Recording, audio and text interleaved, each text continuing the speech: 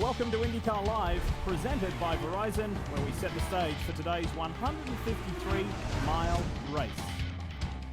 And if you were with us for qualifying, you will know that the track did not look like this. A fairly decent rain shower has just moved through over the NRG Park Stadium circuit, and yep, you can see that tells the story, doesn't it? So it's given the drivers and teams a little bit extra to think about, and scattered showers the forecast for the remainder of the afternoon. Here is the radar to give us the latest, and most of it's off to the east, so we shouldn't be too drastically affected this afternoon, but everything is still on schedule, ready to start as per the rundown. Hi folks, Lee Diffie with you here trackside in Houston on the first weekend of summer 2014. Although it's been raining, things are about to get hot, things are about to get very busy. We enter the halfway point of this season on what's been a very intriguing and interesting season so far. But more importantly, things are about to get extremely busy for the Verizon IndyCar Series. 3 weeks off since Texas Motor Speedway, but in the next 23 days, there are 6 races. This is a massive workload for everybody involved. Of course, the doubleheader here in Houston, off to the tricky triangle, Pocono, a super speedway, to the less than 1 mile, 7/8 of a mile Iowa Speedway, before going back to the third and final doubleheader on the streets of downtown Toronto. So really busy times, but there's a lot to talk about right here in Houston, and we start with Kevin Lee. Kev? Well, Lee, we should be entertained today by the championship leader, Will Power. He's going to start from near the back. This is the tech pad. He just left to roll out to pit lane just a moment ago. He has been able to start at the front in a third of his road and street course races, but he's been frustrated today. They missed the setup in qualifying, so he's going to start 18th, but don't count him out yet because they won from 16th in race number 1 at Detroit. Now over to Jan Beekes. And Kevin, with this rain shower, there's now a flurry of activity down here at Firestone. And you mentioned in the qualifying show, Firestone is debuting a new rain tire at this event.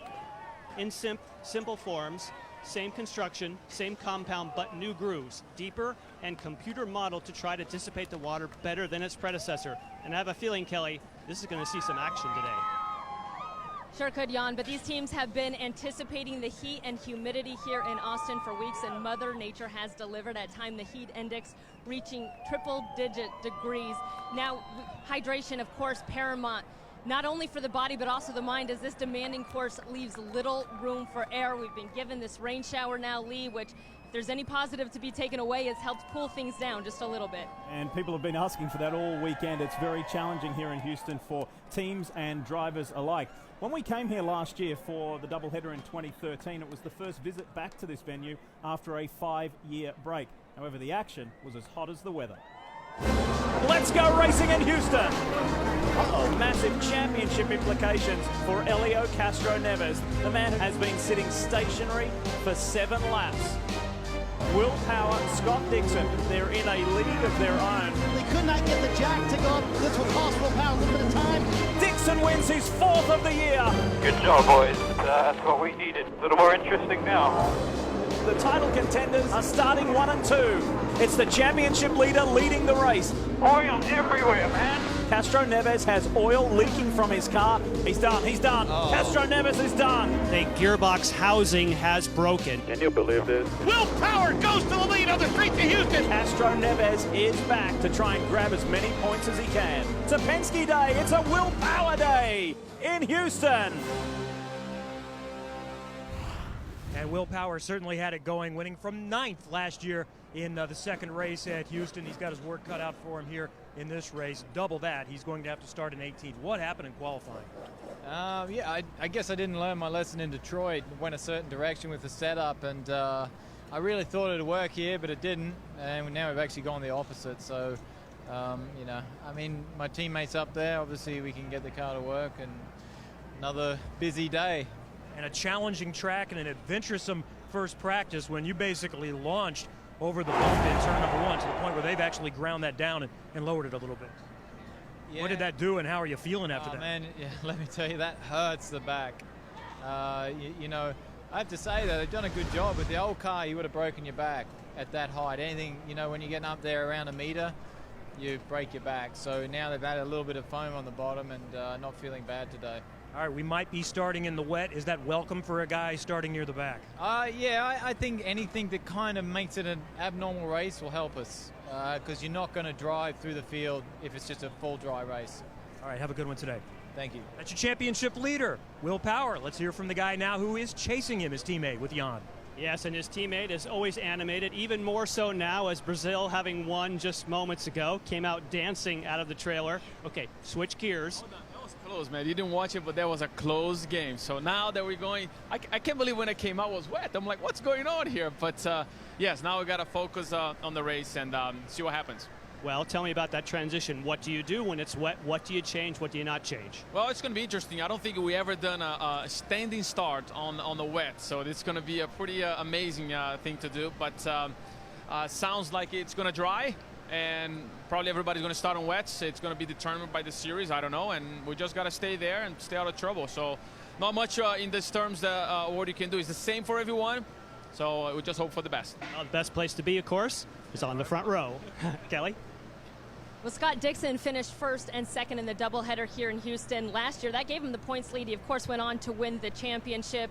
But in 8 races this year, you have just 1 podium. How pivotal is this weekend to get your season going on the right track?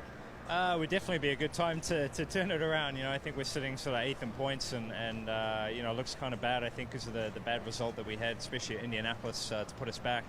But, you know, we've been in situations like this before, and we can definitely fight back. You know, Houston, a couple of podium positions would definitely help a lot in points, and, you know, I think morale and stuff for the team would be huge as well. So, you know, it's going to be an interesting day, obviously, with the weather, and you know, see what we can pull out of it. But I'm excited. The target car's been pretty quick, and hopefully we move towards and stay at the front. Certainly we're throwing a bit of a curveball with that last rain shower. How strong do you expect to be in changing conditions? Yeah, you know, I think that it seems, you know, when we've had sort of a bit of rain here during the weekend, that it dries pretty quickly. So, you know, we may start on wets, but it might only be for the first 3 or 4 laps. And it's definitely going to be exciting for everybody to see people switching early, maybe having a few mistakes out there. But, you know, I think for the racing, it's going to be awesome. Right, the defending champion will start 3rd. Lee? And Kelly, Scott Dixon has mixed feelings about memories of Houston. Of course, he won to help his championship chances last year. But it was also the scene of his longtime friend and teammate's final IndyCar race. This is the turn 5, the high-speed sweeper, where Dario's IndyCar career was an immediate and abrupt and very aggressive end. We won't forget those scenes, will we? And with that in mind, and we should say, if you don't keep up with IndyCar news, that Dario these days is doing fine and enjoying life post-racing. There has been a massive change to the circuit. They have spent some $1 million on track and safety upgrades. There is no grandstand there anymore on the outside of turn 5. And the safety fences, which are FIA standard, have been now tethered with those wire. Now, last year, the track was a big talking point, mainly for that enormous bump on the main straight. It delayed things earlier in the weekend, and in the race, after being ground down, the drivers just had to deal with it. Now, look at this year. It's a lot smoother, and speaking with track constructor Martin Thake, he said that there was some 200 feet of concrete removed and relaid for it to be a much smoother surface. And here you have live pictures of the track now, a mixed track weather-wise and condition-wise, but it's a lot more user-friendly, should we say. It's a lot more driver and car-friendly this time round. Now, we were in Texas 3 weeks ago at Texas Motor Speedway, where that man there, Ed Carpenter, went to victory lane, but mixed fortunes. It wasn't all celebrations, because for some teams it went the wrong way, as we will tell you when we come back to Houston.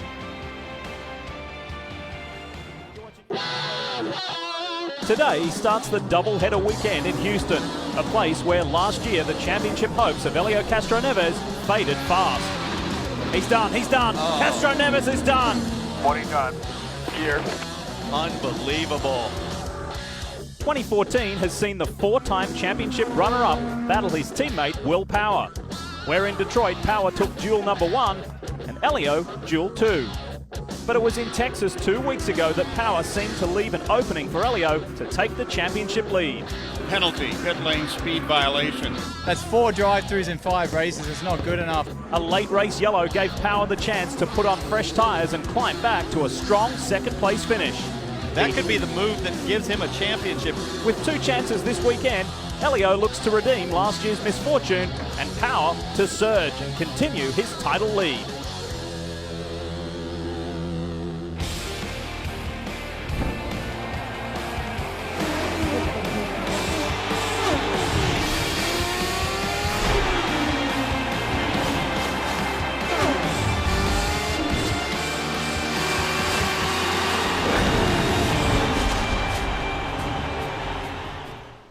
Houston IndyCar fans, are you ready?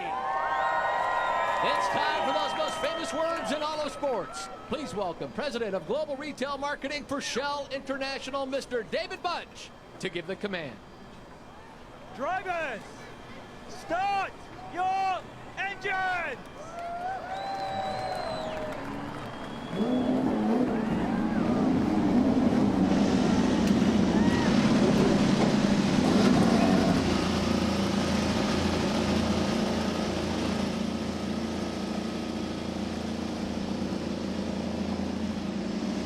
Well, we often think of Penske, Ganassi, and Andretti as the big three power teams, but it might be time to start including Schmidt, Peterson, Hamilton Motorsports in that group, especially with Simon Pagenaud. Certainly the performance dictates that. 5th 2 years ago, 3rd last year, and contending for the championship again this year, Kelly. One of the big stories this weekend, Kevin, is the young Italian Luca Filippi racing for Rahal Letterman Lanigan in his first start of the season. He qualified 4th, and while all these drivers got to practice those standing starts yesterday, this guy's been doing it for much of his career. He's very comfortable with the procedure, Jan. And for Will Power, one of the things that he has complained about as a leader is he doesn't like that they close the pits under full course caution, but today, that is the very thing that might help Will Power go to the front. They call it fishing and wishing. In other words, pit early and then wish for a caution. That may be the case today. That'll lead to Will Power vaulting to the front. Robin? Tony Kanaan started 2nd this year in the season opener at St. Pete, but since then on road and street courses, it's been a disaster. His average starting spot 16th. Today he takes the green flag in 22nd spot. It may be a blessing it's raining though, because he always runs good in the rain. And he's one of the best guys at passing cars, as we know. Back to you, Lee. Yeah, we'll look for big performances from the likes of Tony Kanaan and Will Power. I want to remind you, don't miss out on your chance to get in on Honda's fastest seeded sports sweepstakes. Simply by you can enter by logging on to shophonda.com. Today's lucky winner is right there on the right-hand side of your screen. Janice Charlene Vaughan from Reelsville, Indiana. Hey, Janice, how's the ride? Woo! It's awesome! And you get to do it in pretty slippery conditions. Well, you enjoy yourself, and congratulations. Yes. This is great. And again, by logging on to shophonda.com, you could be just like Janice and win the opportunity to start a race in the Verizon IndyCar Series and take a ride with the likes of Indy 500 legend Ari Luyendyk. Just look at those track conditions. Pretty incredible. Cars out on track, and with that, it's time to take a look at how they will line up the starting grid with thanks to Mother's Polish. And for the first time, yes, I reiterate, the first time in his IndyCar career, it's kind of hard to believe, Simon Pagenaud on the front row. And along the front row with him is Helio Castroneves. And that's the place to be with the spray, the immense spray that'll be flying up. Let's roll through the rest of the grid. And there is Luca Filippi starting alongside the three-time and defending champion Scott Dixon. Very strong performance from him. Steve, what are you looking for? What are you going to do in these conditions? Well, row 3 there we saw Takuma Sato, and Sato very comfortable, as we know, with standing start, so that will be to his advantage. As we roll back through the grid now, all of these guys, Montoya, Newgarden, all of these fellas further back, their biggest concern is going to be that spray, the standing water on the track, which is going to go sky high. Paul, as soon as this race gets underway, visibility is going to be a key. Well, that's one thing I noticed as we see Mike Conway and Will Power. I saw that some of the drivers are running tear-offs, and I noticed that Simon Pagenaud has no tear-offs on his visor. So one of the big problems you have in these conditions is that water will get in between the tear-offs and then fog up in between, and it's almost like putting on a magnifying lens. You lose all your vision completely. Yes, that was Helio Castroneves going by appropriately, I guess, in this weather in the yellow submarine. The Pennzoil colours and that really famous livery is back. Want to show you some onboard views that we will bring you today from Houston with thanks to National Guard. This is Graham Rahal. He's starting a little further back in the pack, and he's in 14th. new livery, new color scheme. We'll tell you about this for Charlie Kimball. That's thanks to Chevy. That's what it looks like there for him. For the Indy 500 winner, Ryan Hunter-Reay, Verizon brings us this viewpoint. And Ryan's looking to turn things around in his championship. The man up front, Simon Pagenaud, Lucas Oil, provides this onboard view for the Frenchman, who just has that foreign feeling, doesn't he? Starting up front on that front row in the pole position for the very first time. And with thanks to United Fibre and Data, this is James Hinchcliffe's view aboard his Andretti Autosport machine. And here is another Frenchman, four-time open wheel champion, Sébastien Bourdais, and very much in the same vein as Ryan Hunter-Reay, looking to turn things around this year. He just wants to build on some momentum. And a reminder that you can download the IndyCar 14 app by simply going to verizon.com/IndyCar, the App Store or Google Play. Verizon and IndyCar driving technology. So, IndyCar race officials are going to allow the drivers some extra laps just to check it out, see where there is some standing water and get in the groove, so to speak. Now those folks don't mind if it rains, if it pours, if the sun's out, or if it's humid. Look at that, what a view, what a place to watch from the newly named NRG Stadium, formerly Reliant Stadium and Reliant Park here, home of the Houston Texans. And this is what they're looking at, the Verizon IndyCar Series, and a very wet 1.6 mile track greets the 23 drivers today. Super challenge ahead. Welcome back to NBCSN's live coverage. We're excited about this. It's race 1 of 2 this weekend, exactly the same time tomorrow, 3 p.m. Eastern, to catch round 10 of the championship. And we're just hearing from race control, due to this delay, there is now a time limit put on this race. It will be time, not laps.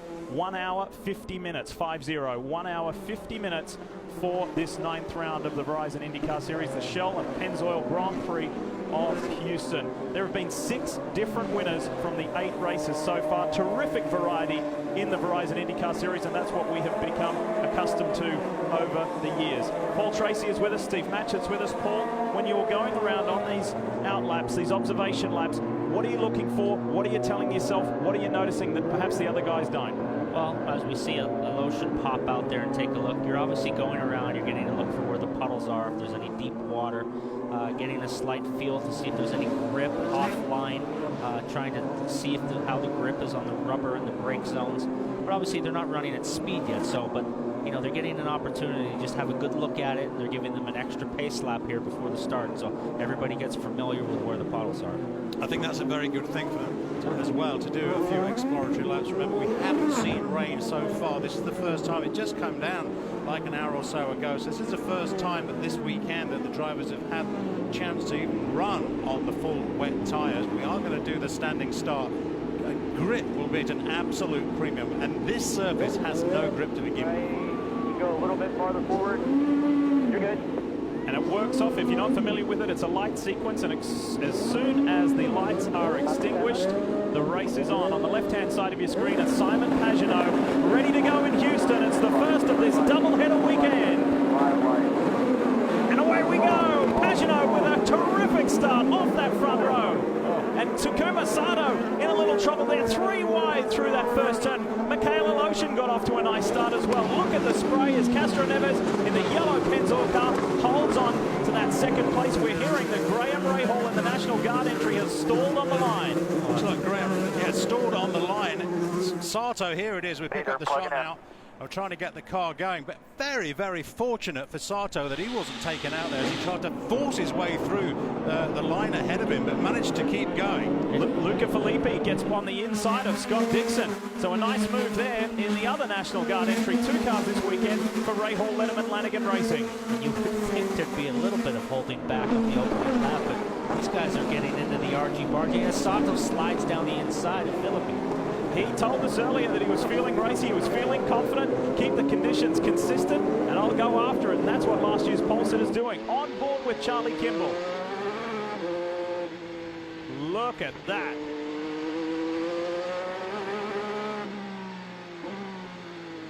Boy, oh boy, you've got to be so careful to put the power down here. Again, we're talking about the rain and how it takes away from the grip on this very low grip track to begin with, but getting that traction down, Paul, it's all about easing that throttle out of those low traction corners, isn't it? This type of track, I don't even think until you get to the front straightaway that you could ever get to full throttle. Around the stadium in the long sweeping bend, I'm sure they're running at about half to quarter throttle around there to be safe.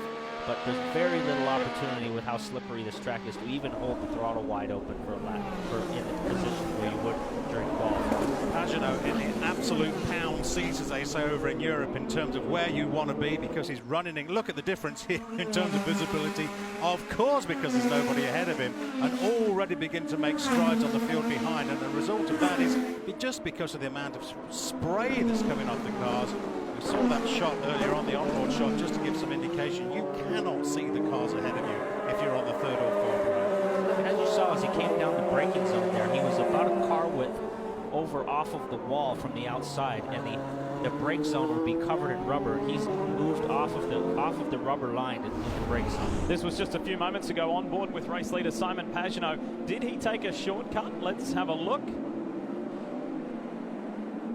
Most certainly did. He most certainly did. He completely missed the second part of that turn 2 chicane and just breezed on through. Now, IndyCar race officials reiterated in the drivers' meeting that if you do that there, you must fix the position and give a position back. He didn't gain a position, and he does it again. Yeah, he's done it again. He certainly won't be as on his own. Does it. Yeah, Hinchcliffe does it, and that is a different situation. I think if you're leading the race, how can you give up that position? There's nobody ahead of you that you've made an advantage of. And I think that's so long as you don't get a ridiculous advantage time-wise. So a 1 second lead becomes a 3 second or 4 second lead. As we go through this, Scott Dixon back to Ryan Hunter-Ray. There's Justin Wilson, Sebastian Bourdais. 1.2 seconds for that shortcut. 1. There you go, you heard the radio. He has to give back 1.2 seconds, so an advantage was gained to car 77 Simon Pagano. Let's get to Kevin. Not only are they dealing with the moisture and the visibility issues, but Juan Montoya radioed in early on in that first lap. He said, my visor's fogged up. I can't see anything, but he's managed to basically hold position. He's dropped to 12th. Robin? Pagano said earlier today he almost didn't get through the second session this morning qualifying because he had so much problem with brakes.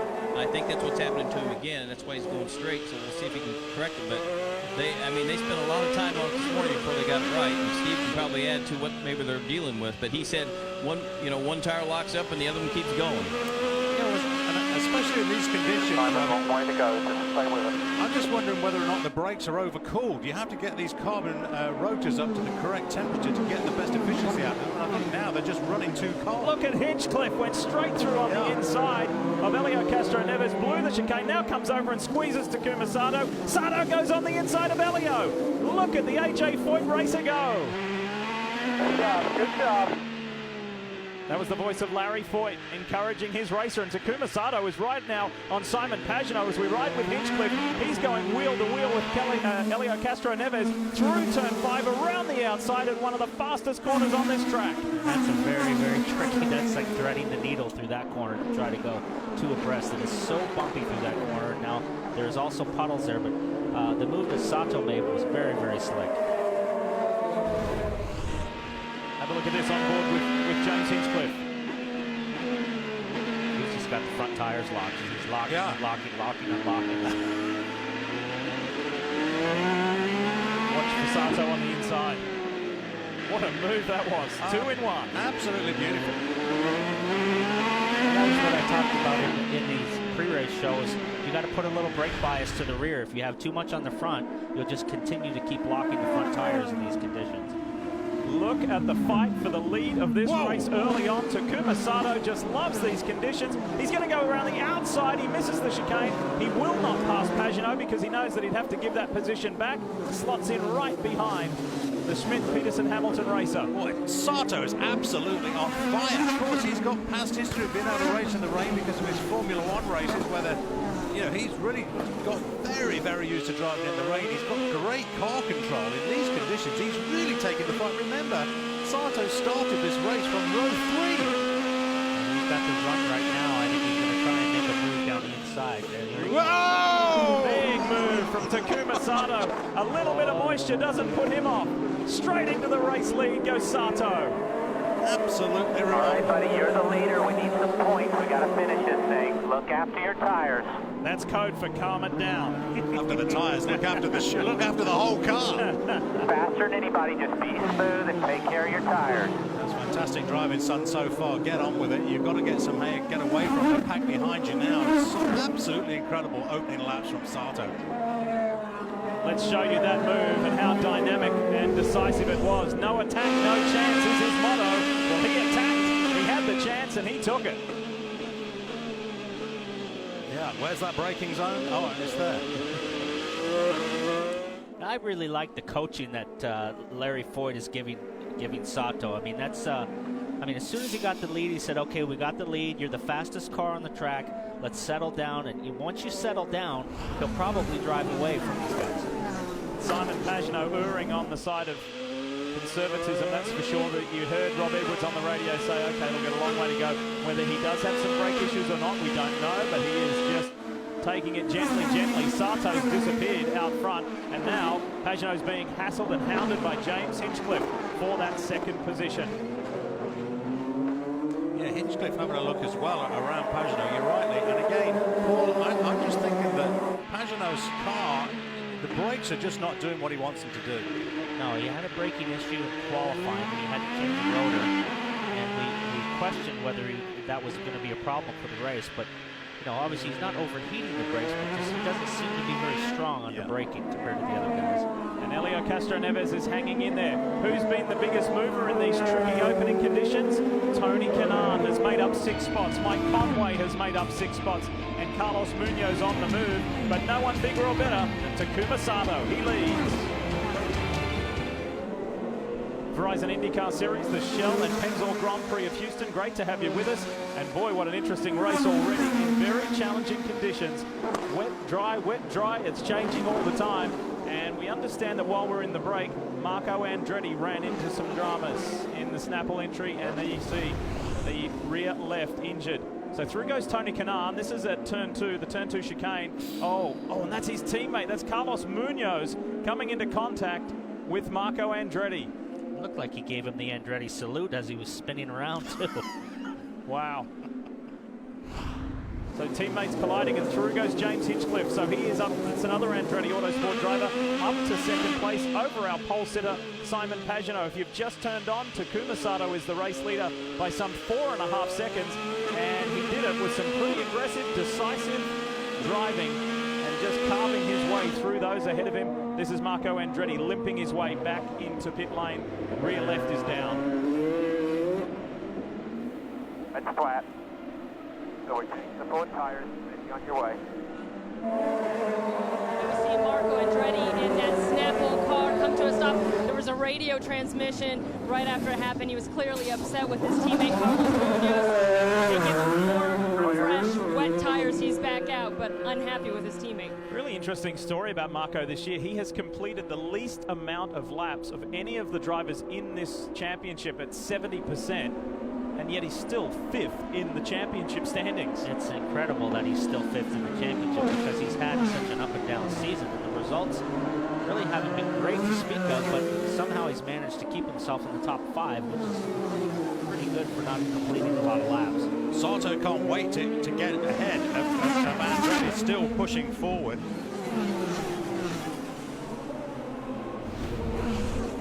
At the start of this Grand Prix, Grand Prix of Houston again, and just see how Sato made this very aggressive move. We're down here. Sato started the race, remember, down in P6 on row 3. Watch the start of the race there. Sato pulls straight out into the middle file, down and bang, bang, both cars on row 2.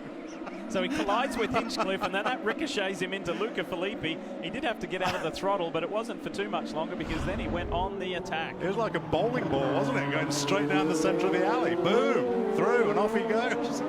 Cars snapping sideways, just highlighting the challenging conditions here in Houston on what is ostensibly a parking lot track. Well, this is a parking lot track with a lot of concrete, a lot of seams, a lot of changing conditions of the track from pavement to concrete. So we now have Sato kind of stuck behind Marco, and hopefully Marco won't give him too hard of a time and just go about his own race.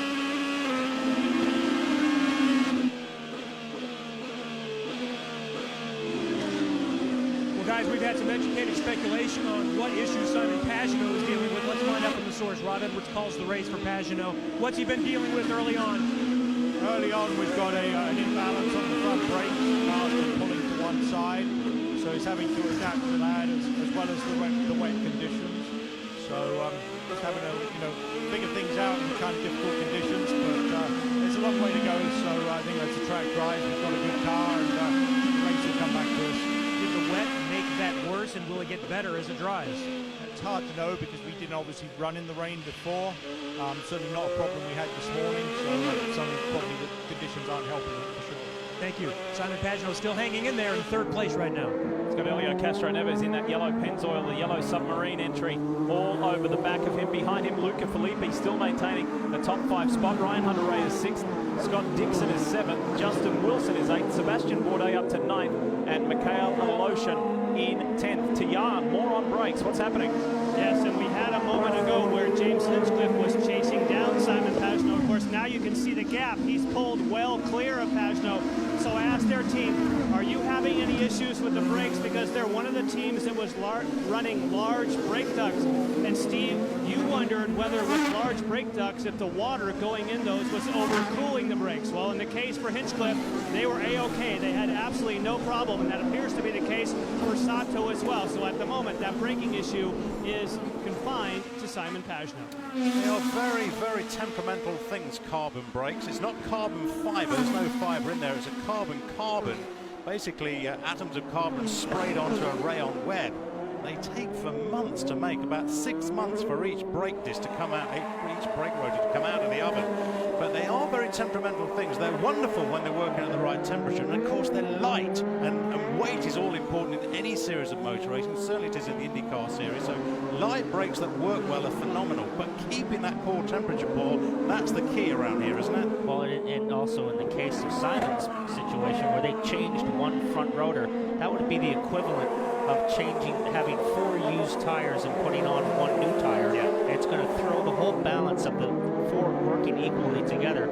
It's just not the right thing to do. There's Will Power in the Verizon entry, and he started 18th, he runs 18th. This is not the progress that the championship leader was hoping for. Why did he start in 18th? If you didn't catch our qualifying show,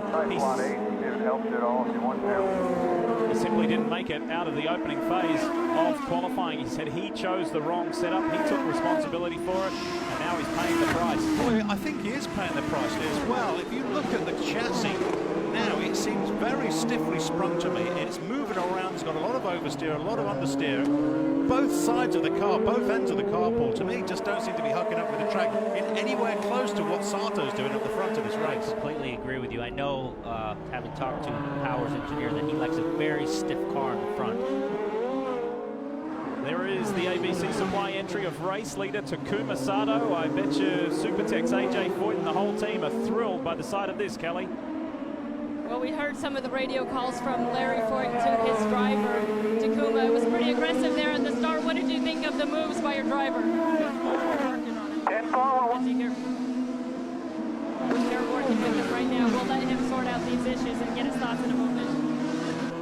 I'm wondering if Takuma is expressing some frustration by not being able to get... Pulling away from second place.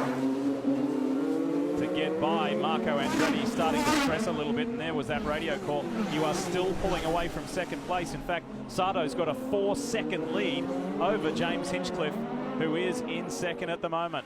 So that's one of those situations, Lee, where you've got one driver who's a team driver for Andretti, maybe trying to back him up to the other driver, but these are the times when you can just lose your head and try to stuff it down the inside, lock the brake, and then you can end up in the runoff as quickly as that. And there has been an update on the situation of the Marco Andretti Carlos Munoz incident. Munoz will be penalized for contacting Marco Andretti and putting him in a position where he's fighting to stay on the lead lap.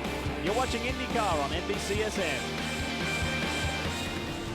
NBCSN takes you to the stunning Santa Anita Raceway as the world's top thoroughbreds race for a chance to compete for the biggest purse in racing. It's the Gold Cup at Santa Anita, part of the Breeders' Cup Challenge tonight at 7 Eastern, right here on NBCSN. We welcome you back to Houston. Verizon IndyCar Series, the Shell and Pennzoil Grand Prix of Houston, and this is 37-year-old Japanese driver Takuma Sato, who leads the way. You remember that horrendous tsunami and earthquake in Japan back in 2011. Well, Takuma founded With You Japan, and recently, as he constantly grinds away to raise funds for the victim, 15,000 people were killed in that tragic event, 300,000 are still homeless, and he is tirelessly working to raise money and help people in his homeland of Japan. Recently, he had an online charity auction where he put his Indy 5 helmet up for auction. He signed it, AJ Foyt signed it, and they raised just over $15,500. There was an anonymous bidder who matched that, not to get the helmet, just to donate the money. So Takuma himself raised over $31,000 for the people of Japan who are still suffering from that horrendous natural disaster. So, with that being said, let's head to his team. Let's hear from Larry Foyt. As he still tries to work his way around Marco Andretti, but what a start for your driver. What did you think of those moves there early in the race? Pretty aggressive, but that's why we left Taku. So he's doing a good job in the ABC car. And yeah, the track's drying out. It's going to be really interesting what happens. Yeah, between the conditions and now a timed race, how has that affected your strategy? Oh, yeah, I mean, that's the biggest thing is who can get on the dry tires if it starts to dry out, because that can be a big advantage. So just got to see how it plays off, you know, within the next 20 laps as you come to pit stops. And still no progress made on trying to clear Marco Andretti, and with that he has lost some 0.6 of a second to James Hinchcliffe. Not a massive margin, but Hinchcliffe is edging closer. Well, that's a little bit of team tactics going on, Steve, and you know, obviously Marco doesn't want to go down a lap because it's always difficult to get that lap back, so he's going to try and hang on as long as he can, but he is backing him up to his teammate. Yeah, and as you say, it's good team tactics. Marco doing everything that he should do, really, but obviously, and you just made the point, he doesn't want to go a lap down on Sato. But Takuma's going to have to Takuma's going to have to find a way past Marco. And the track is drying. I mean, we're nowhere near, I would suggest, we're nowhere near the point of thinking about going on to dry weather tires. But on certain parts of the track, if it doesn't rain anymore, the dry line is definitely starting to appear. Here, look, coming down the front straight here. Look at that. That's a dry line. Well, listen, you heard Paul Tracy say that this man here, Marco Andretti, could be doing a nice team job and backing Sato up to his fellow Andretti Autosport teammate James Hinchcliffe. That's exactly what's happening. It wasn't that long ago we told you it was 4 seconds between Sato and Hinchcliffe. It's now down less than 3. It's 2.8 seconds between first and second. Hinchcliffe is coming, and Sato cannot do anything about Marco Andretti, who's fighting to fend him off and stay on the lead lap of this race. It's not like Sato can wait for him to come in for fuel, because he has more fuel and fresher tires than Sato, because he pitted with that flat tire, took on fuel and tires. So he's going to stay out there longer than him, so he needs to find a way by. You've been talking about when would you make that change from the wet tires to the dry, and for James Hinchcliffe, he just had a radio communication. The team said, we would like to go 18 laps. He says, I'm not sure these tires will last 18 laps. He also replied, the car has live grip. Blue flag on car 25. And when you get a blue flag on car 25 from the start-finish line, that means they're going to make Marco Andretti move out of the way of Takuma Sato, because you can see now the Hinchcliffe is closing in. He said the car is hydroplaning in some places, so there's no way we can go to dries now. It is a very difficult call. Yeah, these wet weather tires, they will work very well in the wet, but if you start to run them on a dry line around here, around any racetrack, they will degrade very quickly.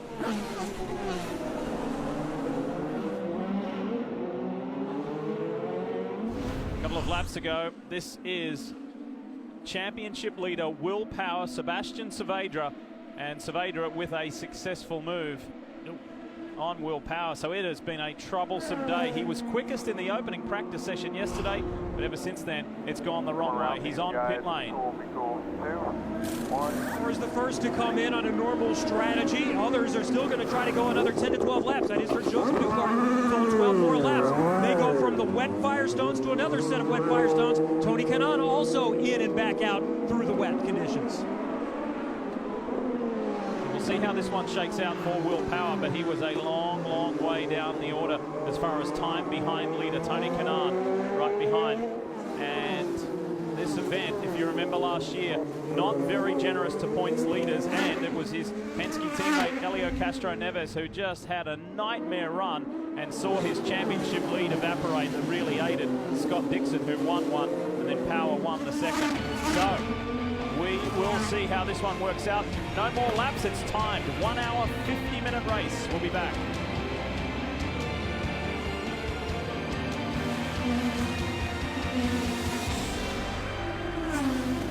Dixon's not very good. Your last chance on this lap to let the 14.5 happen. 1.6. Did you guys catch that? They're going to stop scoring in the thing. Yeah. What was that, Jan? Can you just give me that again? Marco has to let Sato by. This lap he has to let you by. That's what the league told him. This would have taken a long while. What they do is they will give you a cushion, and as soon as they saw that he was backing him up to Hinchcliffe and there wasn't a gap between the two, they're going to make him get out of the way. If he could have maintained a second and a half or 2 seconds, they would have let him slide. From the time that the flag is shown. It's supposed to be 1 lap, so they're giving him 1 extra. They should have already. This is gapped him a little bit now. I mean, Sato's not right on top of him. The damage is done because that 4-second advantage is now 7/10 of a second. So Hinchcliffe's there, isn't he? So it's kind of mission accomplished. Starter, let's black flag car 25, please. Let's black flag car 25. That's adding insult. This is for failure to yield to the blue flag. Mark. Rule 725.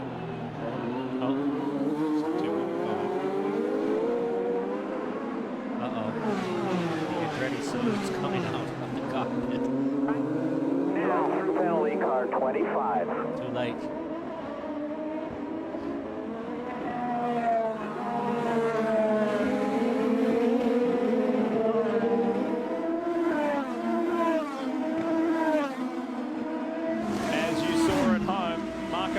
Has finally moved over and allowed Takuma Sato and his Andretti Auto Sport teammate James Hinchcliffe by, but the damage has already been done. Michaela Lotion has a gentle spin, and the race officials have decided to black flag and penalise Marco Andretti for failure to yield to the blue flags.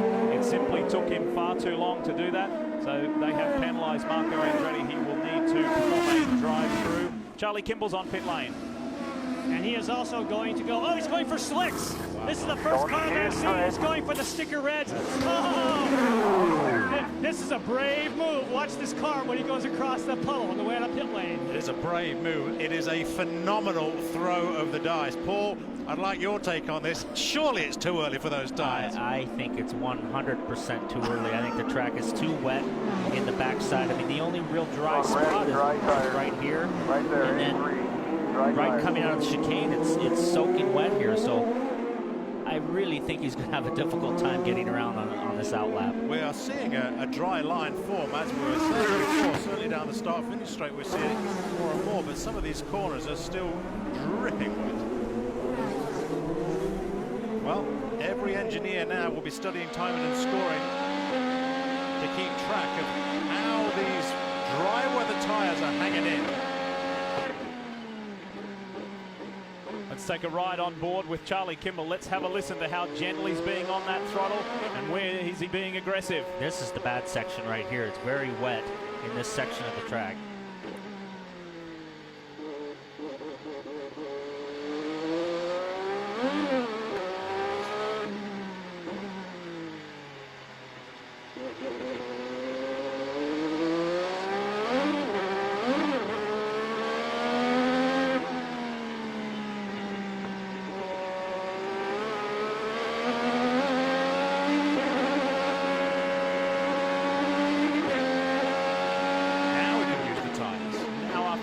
A full lap on board, Paul Tracy. What do you think?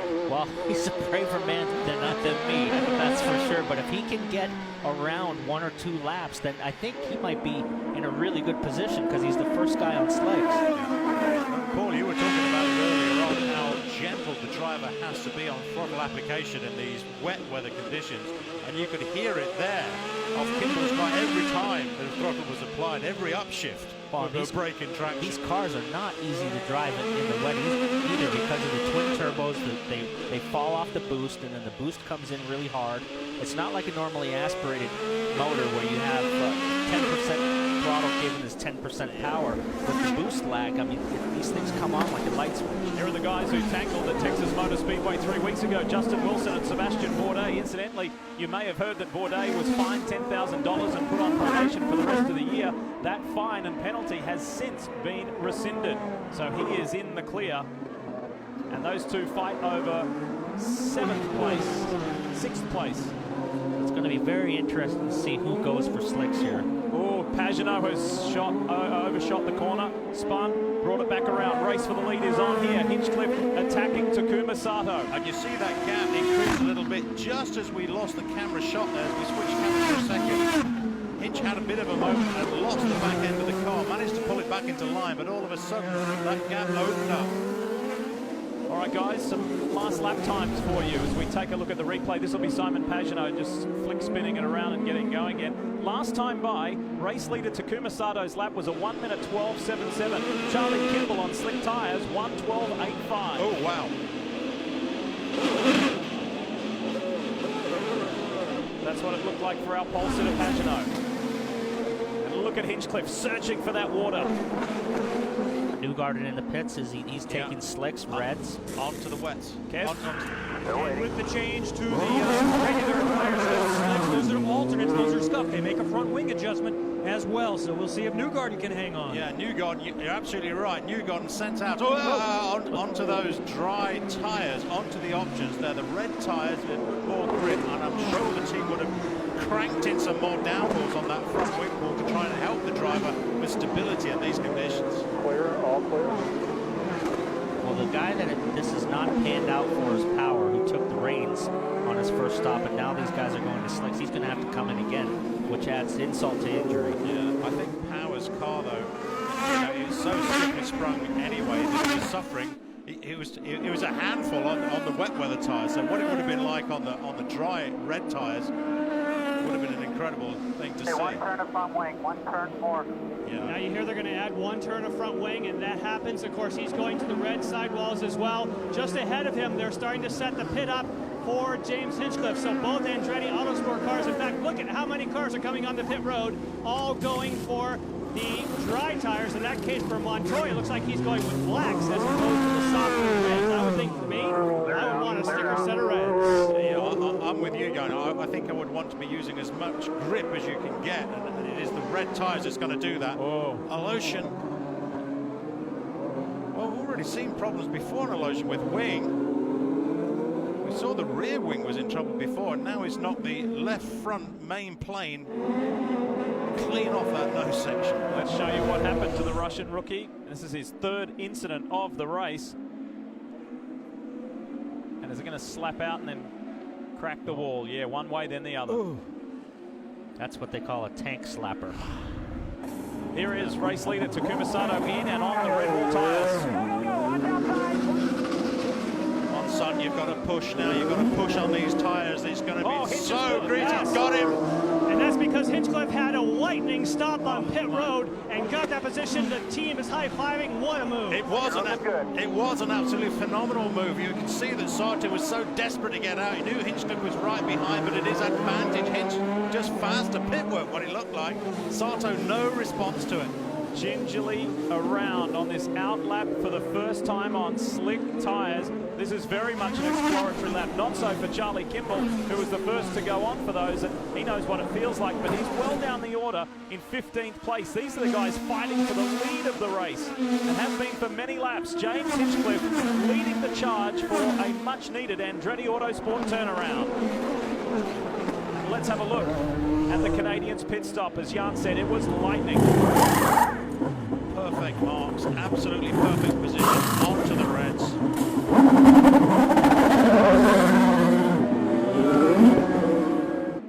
Just like that. Yeah. And it was comfortable. There's 2 or 3 car lengths there, so no worries at all. And that's got to pump you up. Oh, Conway's in trouble. Mike Conway, after being one of the biggest movers in the race, in trouble.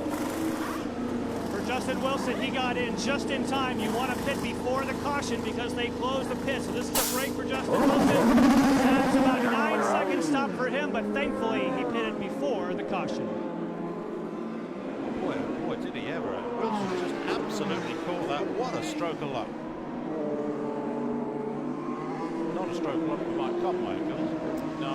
So what happened here to the Long Beach winner, the two-time Long Beach Grand Prix winner? Well, we see all four corners are on the car. We see the front wing, we see the rear wing.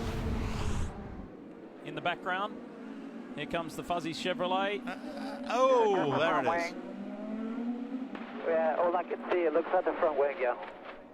Front wing and suspension, the right front's got to be wrecked. You can see here the broken push rod here. Look, this is the push rod on the left-hand side of the car. Now look at the ding on it on this side. That can't be right, can it? On those slick tyres, the red wall Firestones, and that's got to be agonising when you know that you're just drifting a little wide. Yeah, it looks like it's hard to tell what exactly happened, but it probably locked up the brakes in the brake zone on cold tires, and just once it's locked, you can't get it to turn, and it went straight to the tires on him. So can this be James Hinchcliffe's day? The mayor of Hinchtown has had 3 non-finishes this year. He needs it. From 4 wheels to 2, I know many of you will be excited about this. The Tour de France begins next Saturday right here on NBCSN. 21 days of grueling competition for the world's best cyclists, enduring cobblestones, mountains, the sprints, and it's all for that chance to ride back in to the Champs-Élysées in Paris and ride into history. The grand depart of the Tour de France next Saturday morning, 6 Eastern, right here on NBCSN. We welcome you back to Houston. It is the first of 2 races this weekend. It's the second doubleheader of the season in the Verizon IndyCar Series, and Power is back in, the championship leader. That's your fuel. Remember, you're leaving on sticker black here. Leaving on sticker black. The last to come in on the wets, as far as those that were running up at the front, he was 12, so he was the highest runner of those still on the wets. Will Power back onto the Firestone primaries. Stay with us. We're racing in the wet, but it's drying up quickly here on the streets of Houston. James Hinchcliffe in the United Fiber and Data car for Andretti Autosport is the race leader, coming to the close of this first full course caution on a real mixed weather day here in Houston for round 9 of the Verizon IndyCar Series. And he has worked hard to get up there to catch. He was aided a little bit Center 3, prepare for the start. by his teammate Marco Andretti, who was holding Takuma Sato up. He ended up being penalised for that. I was remiss to tell you that Marco did actually serve that penalty earlier in the race. So we're ready to get back to green flag conditions with the mayor of Hinchtown at the front of this field over Takuma Sato. Elio Castro Neves in the Pennzoil Yellow Submarine is running 3rd. Michaela Lotion is out of the mix, and he's had a pretty rough day. Through the very challenging turn 10 final take, green flag flies. Let's go back to racing here in Houston. A nice clean start by Hinchcliffe, pulled a little bit of a gap. We have Michaela Lotion in the mix being lapped down. Castro Neves can get by him and get in the fight as well. Further back is a pretty racy bunch. You've got Justin Wilson, who's come from 7th to 4th, Bourdais, who's done very well in the mystic entry there. Then behind him you pick up Ryan Hunter-Ray, Simon Pagenaud's dropped from the pole to 7th, and Luca Filippi running in 8th, Scott Dixon and Juan Pablo Montoya in 10th.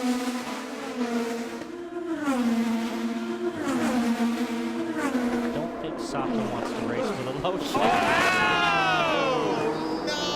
Exactly what I was afraid was going to happen. A lapped car, Michaela Lotion takes Takuma Sato out of this race. One of the most spectacular drives to the front, and led and then fought with James Hinchcliffe, and now it's done. Just don't see what the etiquette is versus Formula 1 to IndyCar when guys are a lap down racing with the cars in front of them. What's your thought on that, Steve? Well, you're not racing. That's the thing, isn't it? If you're a lap down, you're really not racing for position, you know. You've got to be... You can't do that, can you? That's crazy. To get the right front. Let's have a look at the replay. You make up your mind. You got Sato on the right, a Lotion on the left. Sato is second. Aloshin is a lap down. I don't even think Sato knew he was there. He was just taking the normal braking line. And yeah, I agree with you. I don't think why would Sato assume that Aloshin was going to make the move or try and pull any sort of move down on the inside of him? And in the words of Larry Foyt earlier in the race, let's be smart, bud. Let's get some points and bring this home. That's a tough one to swallow for Takuma Sato and the ABC Supply AJ Foyt Racing team.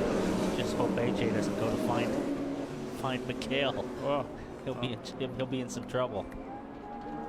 Hands up in the air from Aloshin, like, hey, you know, what do you want me to do? Well, I don't know. I didn't want you to do that. I think he's got a sore wrist. Sato is shaking his wrist. And Sato is just not even interested in communicating with Aloshin.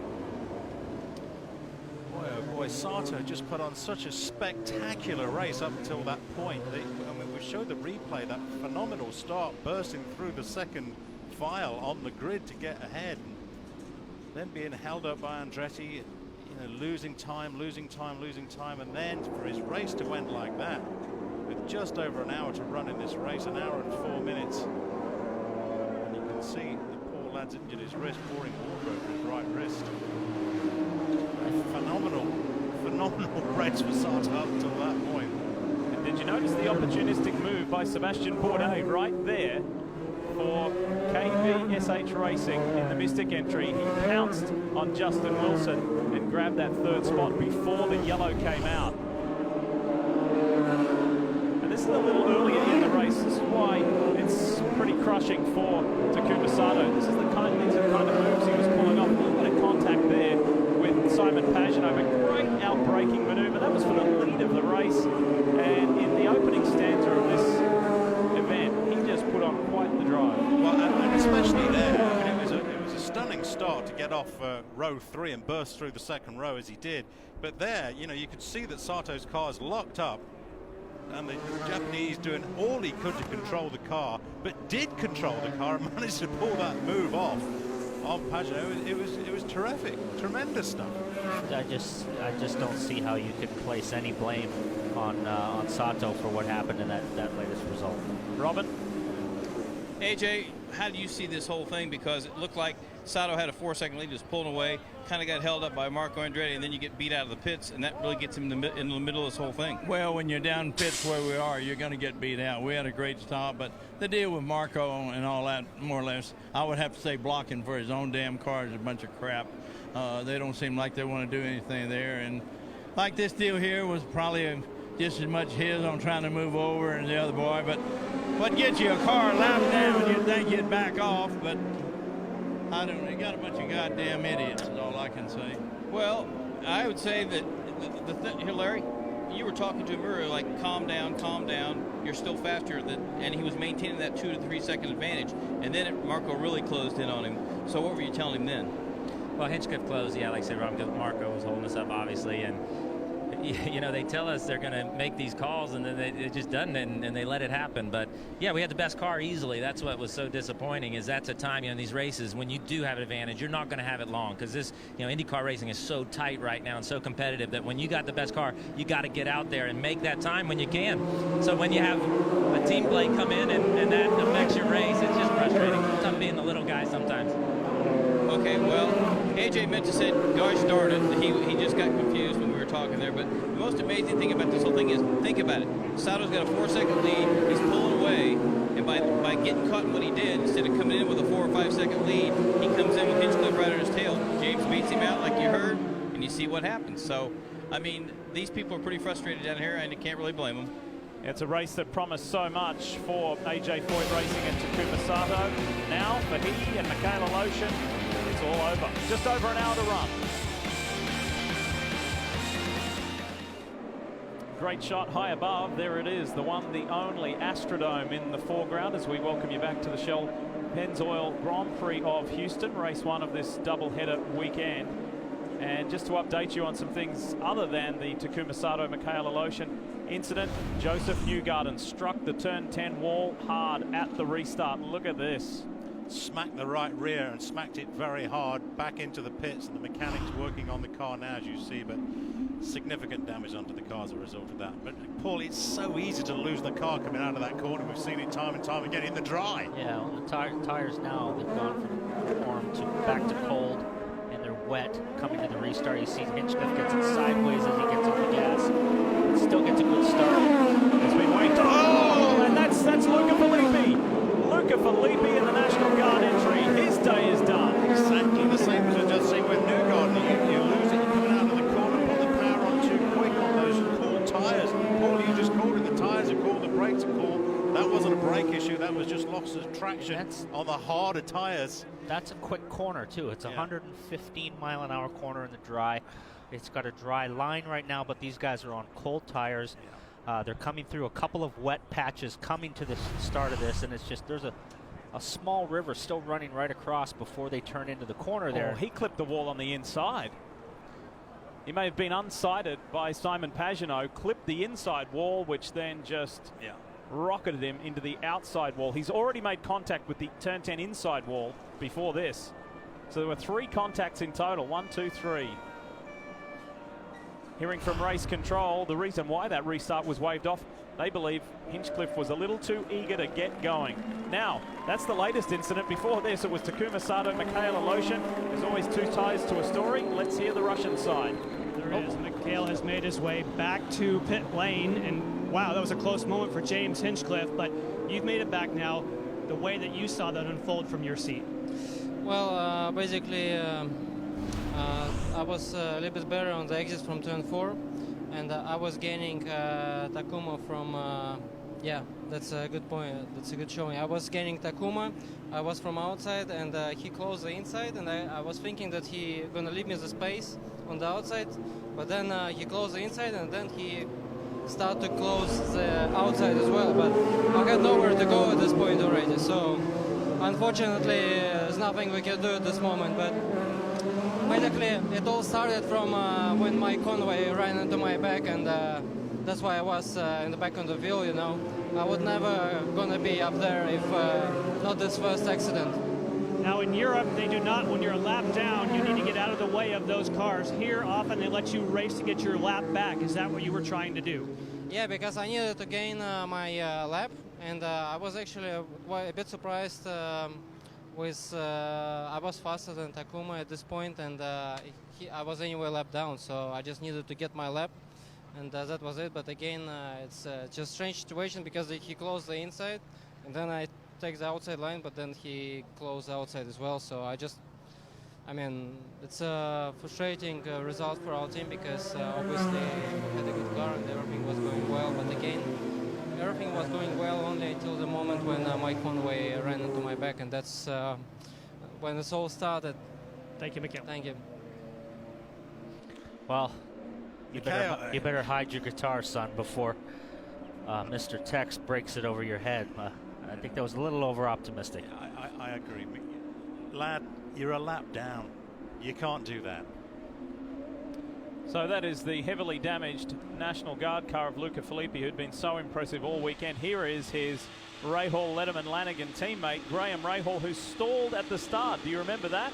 He was last in the field, and he's worked his way all the way up to 10th place. It could be a good day for Graham. He's still got a long way to go.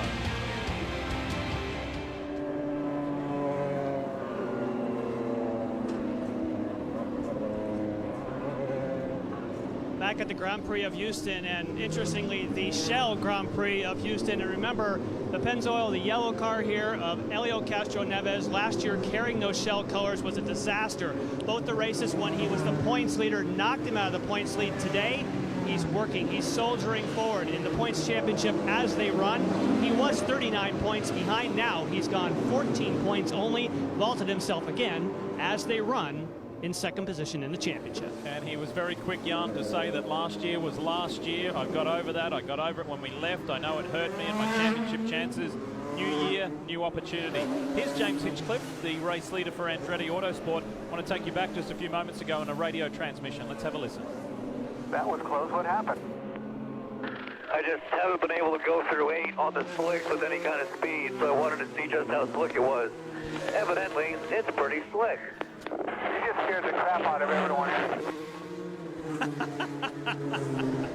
You've done that a few times in your career, Paul Tracy. That scare everybody in the team. Yeah, you don't want to give up the lead, that's for sure. I mean, he was pushing it there, but I think the yellow was out, so I don't know if he was testing the tires or not, but certainly you don't want to end up in the runoff or sliding into the tires under yellow. Scared his crew, yes, absolutely. Scared his crew, scared us. I want to remind you, while we've got this period of quiet, that you can be a part of Honda's fastest seat in sports sweepstakes by simply going to shophonda.com and sign up. We saw Janice Vaughan earlier. She was screaming her head off in joy. She was loving her ride in the two-seater. And for your chance to enter and lead the start of a Horizon IndyCar Series race, it is Honda's fastest seat in sports sweepstakes. Be a part of it. I know you will enjoy it, and there is no purchase necessary. All you have to do is go to shophonda.com and take part. We wish you good luck with that. Let's check in with Kelly Stavist. Heartbreak, I'm sure. What happened on that restart? Obviously, I was trying and work very much the front to have them very warm. And I wanted to make a move on Simon. So I was on the overtake button. And I wanted to do the last corner as fast as possible, to have a lot of speed through the corner, but I made a misjudgment. I wanted to anticipate the understeer of the cold tires, but actually I didn't really have it. So I touched the inside wall and went on the other side. So it's a very big shame, because everything went well so far, and I think the car was very strong in this condition. Obviously, we've got another big race again tomorrow, so the crew will be hard at work. Did you have any idea how significant that damage was? It's hard to tell. Luckily, these cars are very strong, and there's a lot of cars are actually very strong. But I think everything will be fine for tomorrow. Sorry for the guys. Thank you. Well, for sure, from our vantage point, it's going to need 4 corners, Steve. That's a basic requirement of race car setup, yes. In any series. Go ahead, left 1, center 3, prepare for the restart. Mind the cones here. Packing up now.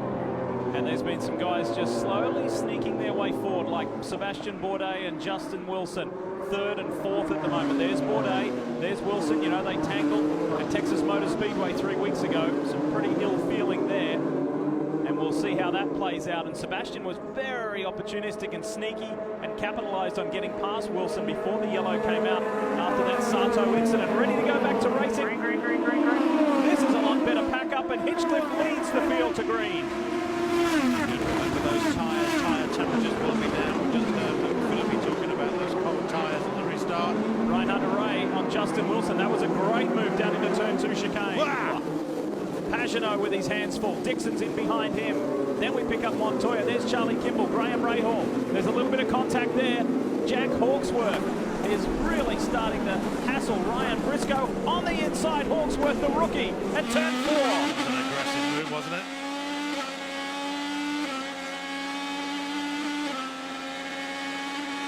You can still see there's puddling on the outside, so very, very difficult to make any type of a pre-move to set yourself up for the brake zone, because there's still puddling on the corner on that main straightaway. And there's that standing water that caught Philippi out, and it was a good point he was making about trying to anticipate the understeer on the tyres. I think he turned in too much, thinking the car would actually understeer off in a straight line and miss the corner. Check this out. Look at this craziness. And on the inside is Tony Kanaan, Ryan Briscoe. There's Carlos Munoz, the guy he hit. Teammates right there. Yeah. Oh. Wonder how all the bosses feel about that. I know. A little nervous as Bourdais intensifies the pressure on Helio Castroneves. Race leader Hinchcliffe has taken out a 1.2 second lead. And Bourdais really needs a good event, and this has been a good track for him. He's a 2-time winner here. He was strong in practice and then had a problem in qualifying. He's putting the pressure on Castroneves. Now, here he goes. Inside move at turn 6, lovely. Has he gone too far? No. Bourdais just traps that speed and gets on with it. Great move. What a move. What a fantastic move. This could be the day, this could be the race that Jimmy Vasser, Kevin Kalkoven and the whole KVSH team have been waiting for, because like every driver, even though he's a 4-time IndyCar champion, Sebastian Bourdais is a confidence driver. And this year, on many occasions, just when it seems like it's going to be his day, like at Long Beach and others, things have gone wrong, whether it be out of his control or unforced errors on his behalf. Today, he might be turning that around. He's second, and he's out chasing after Hinchcliffe. And he's pushing hard, he's climbing the curbs, he looks aggressive. Let's have another look at this pass. As Bourdais pulls out now, hard on the brake, and you've got to control the car, but he does control the car. That's excellent. And Elio's driving very controlled. I think he's thinking championship right now. Well, let's hear what one of his team co-owners thinks about that. Kevin Kalkoven is with Kelly. And after we just saw that move out of your driver, Sebastian Bourdais, how much confidence do you see him in these tricky conditions? Well, he's an extremely experienced driver, and he seems very comfortable. He's on reds and doesn't want any particular changes. One more pit stop, let's see how it goes. Do you feel like this is sort of a big weekend that could be pivotal for turning the year around? Well, halfway through, it'll be, let's see what happens by the end of it. In these conditions, I'm not taking anything for granted. Right, well, he has got a happy driver in Sebastian Bourdais, who has had very little to say over the radio. Bourdais is 12th in the Verizon IndyCar Series points at the moment. And look at that, a little bit of quiet confidence from Kevin Kalkoven. That is Tony Kanaan on one. Pablo Montoya is Montoya in trouble as Briscoe goes through the inside and turn one. That was forceful. I think Montoya's got a flat tire or something, because he's awfully slow for some reason. Maybe damage in the rear. Remember, Montoya was one of the first, if not the first, to go to the harder compound black Firestone tyres when everybody else were going for the reds. The back end of Montoya's car just breaking loose left and right. He's far from happy with the car. And he's just trying to hang on, Steve. He just radioed in after he got past. I've got a huge vibration. Is that a tire potentially going down? It might have had a lock up on the brakes and really locked it up down the brake zone and put a big flat spot on the tires, and then could have been the reason why he was slow on the straight, through that kink on the straight with the front tires vibrating. Let's take you back just a few moments ago, and we're going to give you the view. Oh, Pagenaud cuts that chicane. Look a little bit further back. Here's Graham Rahal in the National Guard entry. Montoya tries his best to make that curb, of which he does. Hawksworth pounces. He goes flying through. And this is what it looked like for Rahal. Do we see contact? Yeah, not really. Very small. How about the rookie there? He just pounced. We're understanding that Will Power has tagged the wall somewhere on what has been a very frustrating day for the championship leader. This is how it happened. Out in the wet, and just pow That was against a the turn wall. 9. And that allowed Carlos Munoz to slip on by. Here is Ryan Briscoe and Marco Andretti. And there was a little contact there from the Ganassi driver and the Andretti Autosport man. I'm telling you, you still have to be very, very careful. You get offline, like Briscoe just did, and you're just going to end up out into the tires or hit the wall. Teammates, cars are all over the place right now. Teammates collide. Charlie Kimball and Scott Dixon. What has happened here? Big chunk of the front wing missing off Kimball's car, and I think it's... Oh, that's Dixon. Yeah, it's Scott Dixon and Charlie Kimball. I think Scott Dixon, he still has some of Charlie Kimball's wing. Pagenaud is still trying to just soldier home through this race. The brake issues, according to Rob Edwards, haven't gotten any better. He lost more spots in that last stint. In fact, he came in 13th position. He restarted in 6th position. So Pagenaud going to the sticker blacks here, and we see he's got damage as well there that we've spotlighted there on the right front. So he's gotten into it somewhere. And the pole sitters' day just went the wrong direction. What's the story here? What has happened to Scott Dixon and his Ganassi teammate Charlie Kimball? Oh, it's Dixon. Ooh. Just slams into the wall. Oh, and there's the damage on Pagenaud. And then coming across the track, Kimball was just an innocent bystander. Yeah. Damage to the right front on Pagenaud's car, just enough. Broke perhaps the track rod. There, you just heard the contact. tires are now up to temperature, and everybody was pushing a little bit harder. And Steve, if you miss the line by 1 inch and put it into the water, the car will absolutely not turn, and that's what happened with Scott. Guys, I think it just might be the rack blown apart.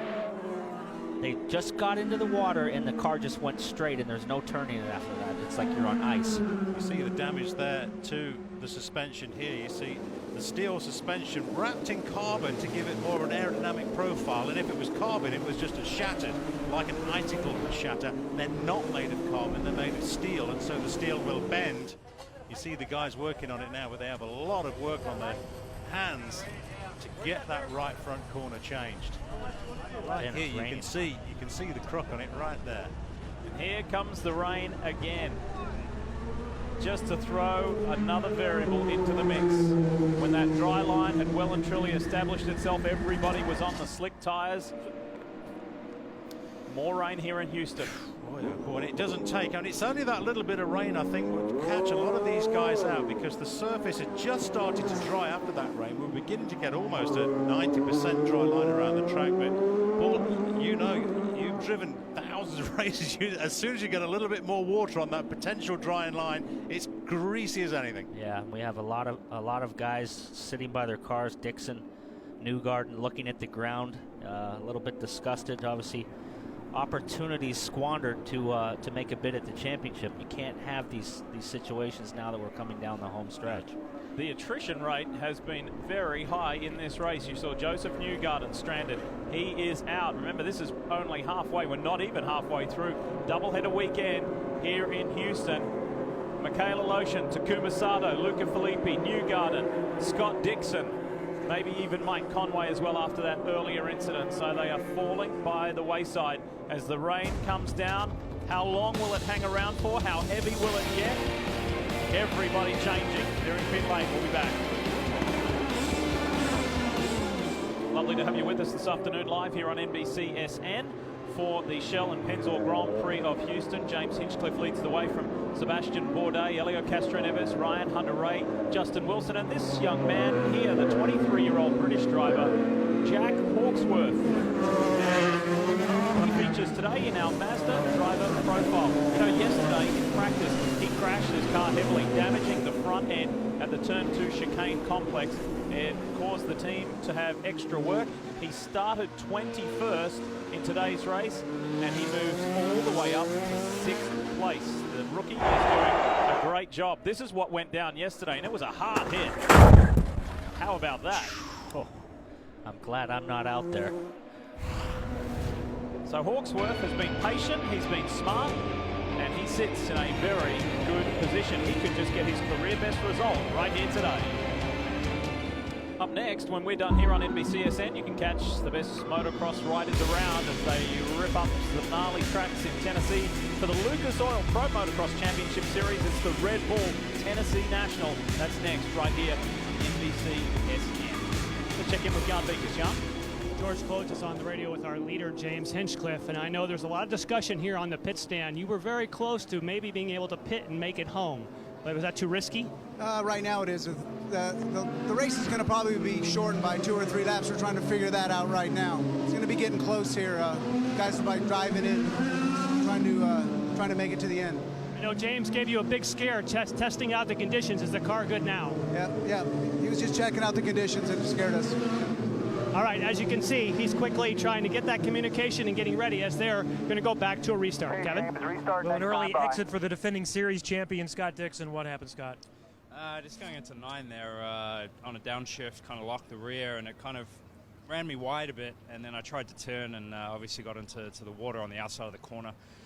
Hit the wall, then hit the inside wall, and unfortunately collected Pagenaud and Charlie as well, so big apologies to them. You know, it's just miscalculation, and feel bad for those guys that I ruined their race. But you know, the target car was fairly strong. We had some issues early on in the wet with running on in the corners, but it's definitely an interesting day, that's for sure. How challenging are the conditions right now? We're still a little bit wet on these slick tires. It's pretty fun, actually. You know, the car's moving around a little bit, but you know, obviously if you get offline a little too far like I did, you know, it sucks you right in. But yeah, it's you know, that's the tough part about these street courses and damp and wet conditions, and you know, today just kind of came up short on talent. Okay, another chance tomorrow. We'll see you for race number 2. Well, fun is a relative term, Yes. Steve. I've just made that note too. That was kind of fun. Well, he didn't have the good end of the fun, but we're definitely shaping up here for a showdown here with these top 4 guys. You've got the power brokers of the series here. As Graham Rahal heads to pit lane when we go back to green. James Hinchcliffe leads the field to green. And look on the inside, Elio Castro Neves in the yellow Pennzoil entry. Thought about it on Sebastian Bourdais. Couldn't quite get there though. Rahal serviced and sent. And he continues his climb up the leaderboard.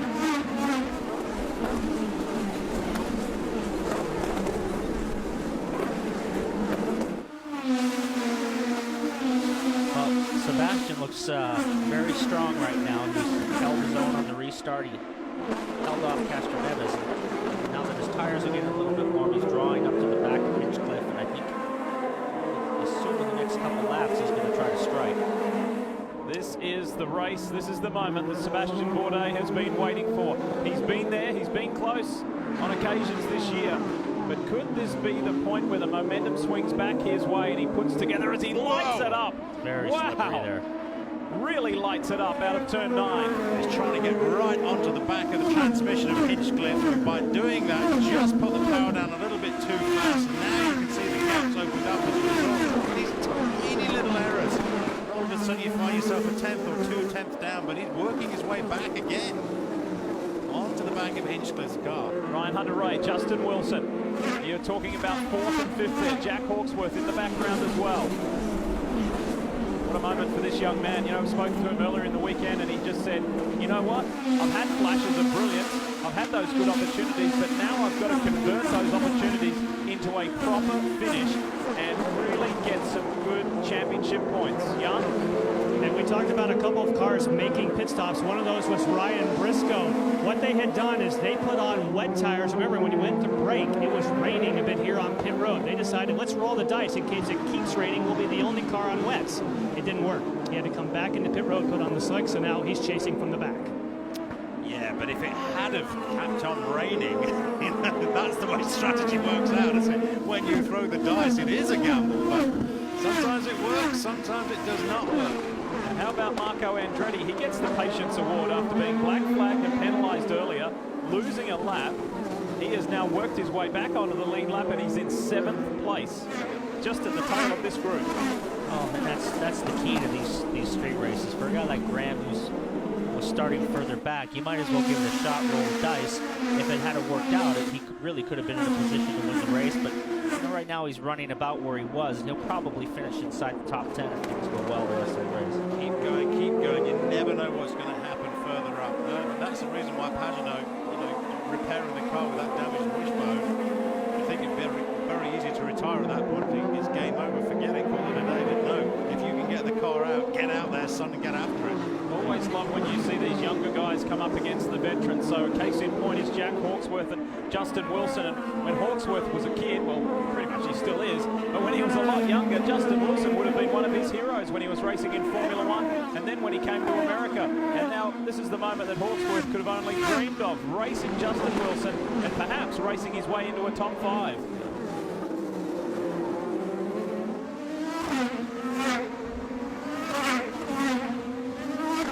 Hunter-Reay, I think, has been incredibly patient today and just chipping away at it. He was a little disappointed after qualifying, did not make it through to the Firestone Fast 6 when he thought he had a legitimate chance. It got away from him earlier today, and now here he is knocking on the door of a podium, and this is what he needs. Sounds funny talking about a series champion and an Indy 500 winner. He needs a good result, but he does, because ever since winning the Indianapolis 500, his season has gone away from him. Detroit in particular was a horrendous weekend for him. This weekend started out pretty well. He was fast in practice, but had problems in qualifying. But he's just been steady today. He's working on Castro Neves, and I think if he can get a good result, it's a building block for the rest of the races. How about the championship leader, Will Power? He is in the tire barrier. It goes from bad to worse.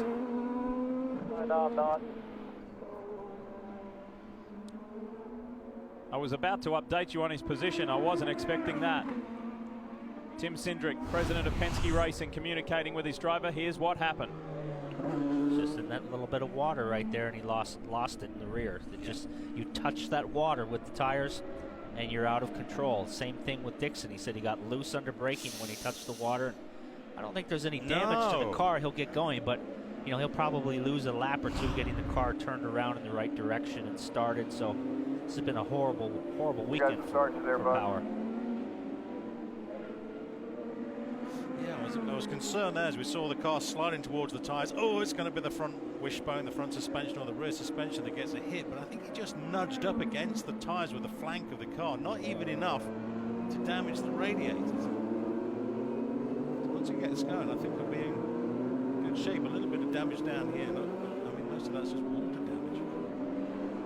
He's obviously waiting for somebody to come get him. It feels like you're sitting there for 10 minutes when only 30 or 40 seconds goes by, but you know, these are the little things that have hampered Will Power in the last few races. The little small mistakes that he's gotten away with and gotten lucky at, like Texas, the speeding penalty, and still ending up with a second. But most certainly today, he's not going to reach the podium. And coming into this 9th round of the championship, he was the only driver in this field to complete 100% of the laps in this 2014 season. That statistic goes away right there.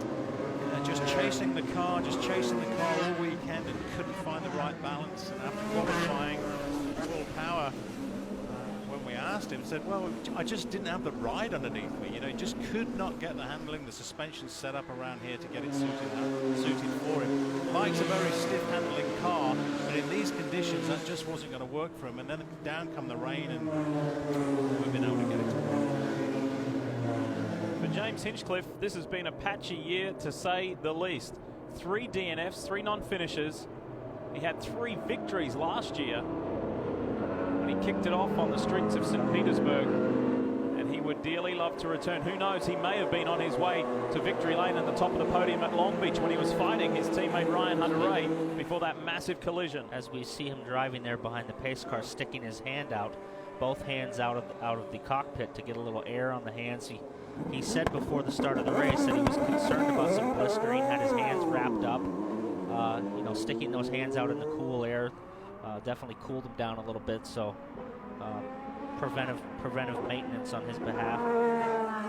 Less than 25 minutes to run, and pits are open. Here they come. Final stop of the race. Kelly standing by. Sebastian Bourdais, who has won in Houston twice, although that was back in the Champ Car days on a slightly different circuit, comes in to make what should be his final stop. He's getting scuffed. Red tires on here. They've got to be quick. Down to Jan. And James Hinchcliffe is finishing his service. He has chosen to go in black. And here comes Bourdais, and he easily beats him out. And it's a battle between Ryan Hunter-Reay and Castro Neves as well. Jack Hawksworth comes out of that order right behind those guys. So some good work there, and yet again from the Andretti Autosport team, they've done well in the pits, because not only did James Hinchcliffe get out ahead, but so too did Ryan Hunter-Reay. He beat Helio Castro Neves in their head-to-head fight out of pit lane as the time winds down on this timed race. Originally set for 90 laps, but because of the slight rain delay at the beginning, IndyCar Race Control decided that it would be a timed race at 1 hour 50 minutes, and there's 23 and a half left. Can the mayor of Hinchtown do it?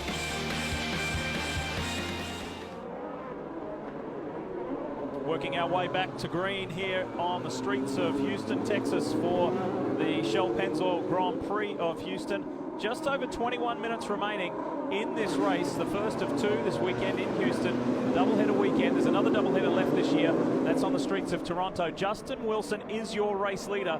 He did not pit that time. He's been out there since lap 28, the longest of any driver out there. Let's go back to green. He's got the rookie, Carlos Huertas, right behind him.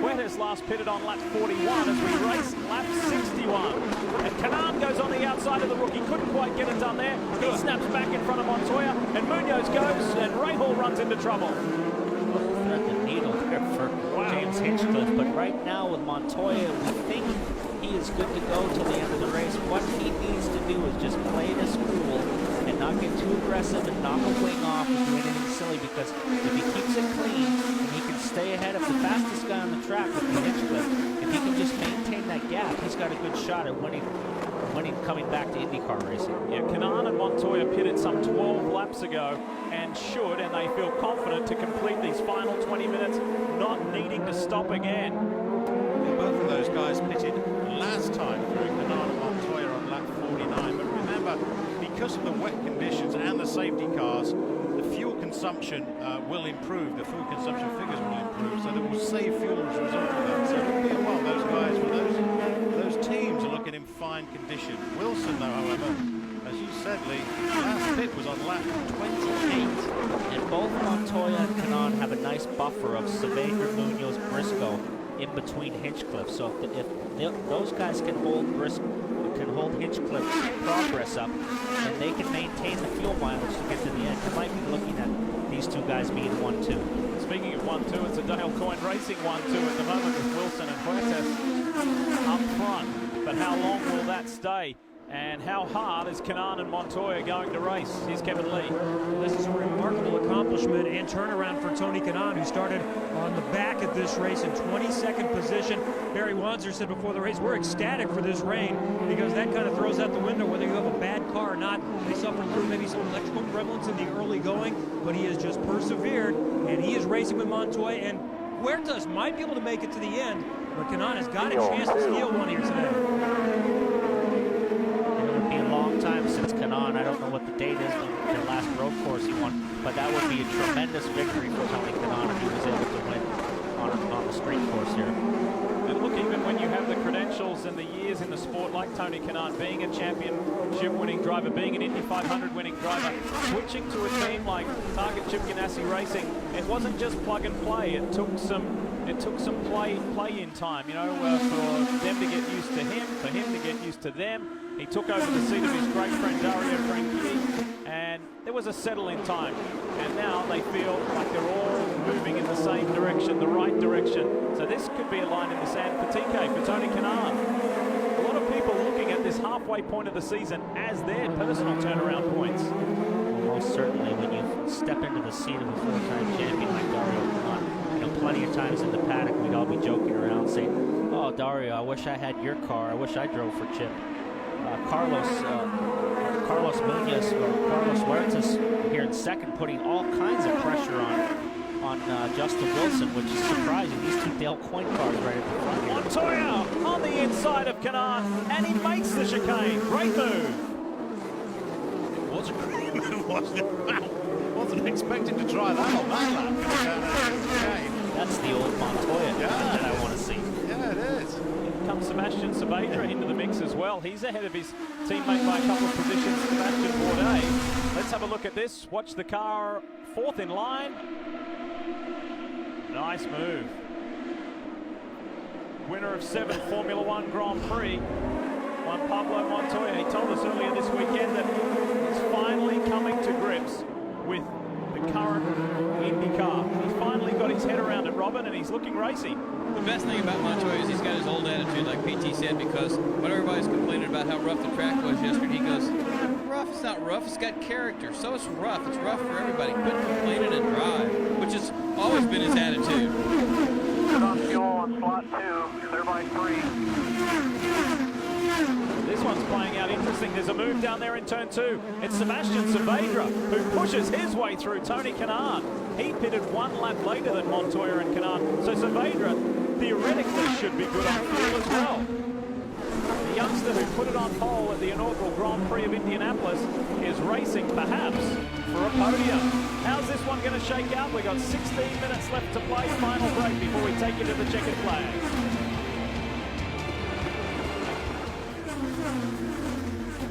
Let's find out who has gone the Shell extra mile and who the Shell performer is. And it's Tony Canan, who started in 22nd place and now is fighting for a spot in the top 5. TK doing well for Target Chip Ganassi Racing, and he is our Shell extra mile performer of the day. How far can he go? We're about to find out. You want to see a race? We've got one at the front. Dale Coyne racing 1 and 2. Justin Wilson fending off Carlos Huertas. The young Colombian is looking really racy. Then Juan Pablo Montoya, then Sebastian Saavedra. Then it's Tony Kanaan goes wide. Tony Kanaan ran wide in front of Carlos Munoz, and then arriving on the scene is Sebastian Bourdais. This is frantic in these final 13.5 minutes. Great racing. It is. Jan, how about the guys up front? What are we looking at fuel strategy-wise? It's been ages since Wilson pitted. It has. I just spoke to Dale Coyne, his team owner, and he said, well, we're going to try not to stop, but he had a big grin on his face. Obviously, for Justin Wilson, he's going to need some caution. Look at Huertas. He's pushing in. Huertas would also need some yellow, but it, I suppose, would be possible. Everyone behind Huertas, by my calculations, can make it to the end. These two Dale Coyne entries will need a lot of help by my numbers. Juan Pablo Montoya has an opportunity to get his first IndyCar win since back in 2000, and he's got a lot of new people on the 2 stand for Team Penske. John Buslog has been with Team Penske since 1986, but this is just his second race as a strategist, and they have a brand new engineer. Brian Campbell came over from NASCAR at the beginning of the year, worked to get up to speed throughout the season, but this is his very first race as the lead engineer for Juan Pablo Montoya. He told me yesterday, I think I'm close. I might be ready to win, and he's going to have a good opportunity because we know Wilson has to pit, so he's got a chance to chase Huertas for the win if Huertas can make it. This is good stuff, not only for the win, but in the top 5. Fascinating stuff. I'm surprised at the pace of Wilson leading this race. He hasn't pitted since lap 28. TK on the inside of Saavedra, and the position sticks, and through goes Carlos Munoz.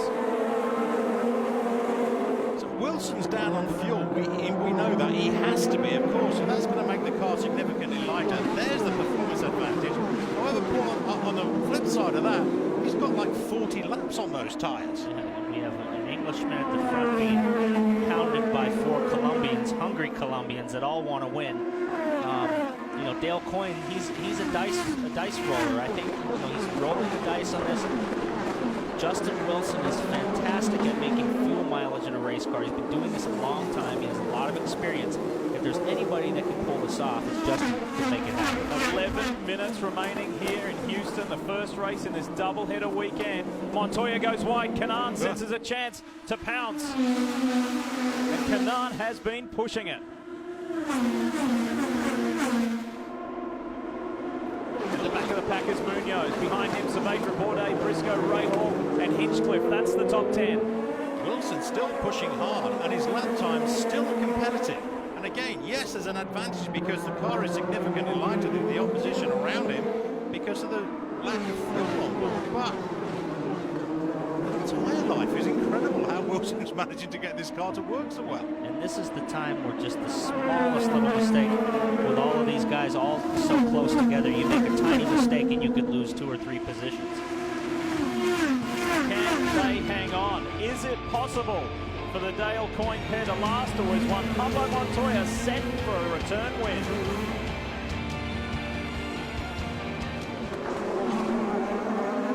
How good is this race to the end as we welcome you back to Houston Live here on NBCSN. 8 minutes, that's all. Can Justin Wilson hang on? Is it possible that he's got enough fuel to last the end of this race? Well, he has just taken off from his Dale Coyne Racing teammate Carlos Huertas, and Wilson is 3.5 seconds in the lead. There he is. He's doing an absolutely phenomenal stuff. I can only assume he must have had pontoon tanks fitted to the side of the car because this is like Desert Storm mileage is getting out of this. Rahal on the inside of Saavedra. Now, as you saw in our non-stop break, Tony Kanaan has just been hounding. Pit this lap, driver. We need you to pit this lap. There it is. The answer's the question. He couldn't last. And it was good while it lasted though, wasn't it? Justin Wilson, great drive. Yeah. That is the reason why he rocketed away. They told him he was going to have to pit in 2, so he decided he would just stand on it and try to build a gap. Obviously, all they need to do here is put in just a little bit of fuel. And you know, it's not a bad risk on a race that's timed. If there had been a caution, you never know, it could have paid. He stayed out, but stay green and he's going to the back. So Carlos Munoz almost hit the back of Tony Kanaan and take evasive action. He missed the chicane. Rahal's now working on Bourdais for that 5th spot, pardon me. So Carlos Huertas leads. Here comes Tony Kanaan on Juan Pablo Montoya. Ganassi versus Penske. Very difficult move on the outside. Rahal, what a drive by him. He stalled on the grid, was in last place, nearly 3/4 of a lap behind. Has had a spirited drive and just come all the way through the field on his own. After stalling on the grid. He would have been thinking, oh no, this day couldn't be any worse. And here he is, right at the very end, vying for a spot on the podium in the National Guard entry.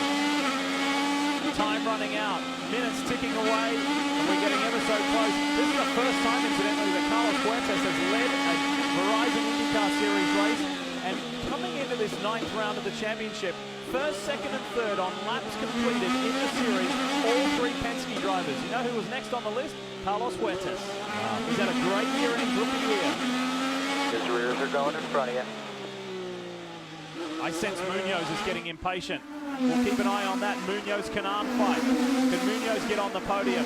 Is Huertas going to last? What about this spirited fight between the Colombian and the Brazilian? Rahal on the inside! What a slingshot! Graham Rahal set up Carlos Munoz and just blew on by.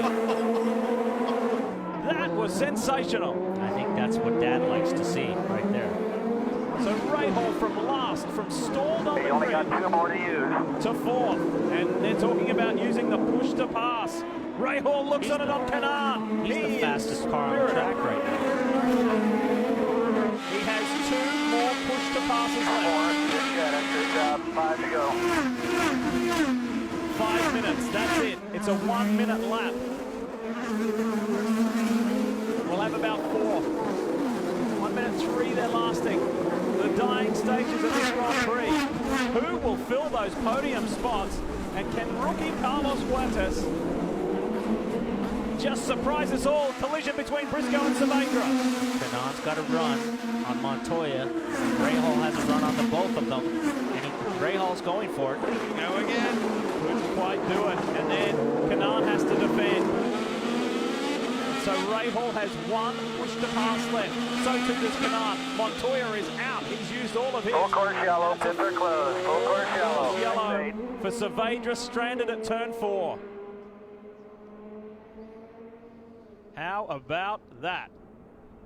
Are you okay? Yeah, I think it's fine. With 4 minutes left, are we seeing this race finishing under yellow and Carlos Huertas winning? That's Briscoe tagging Saavedra.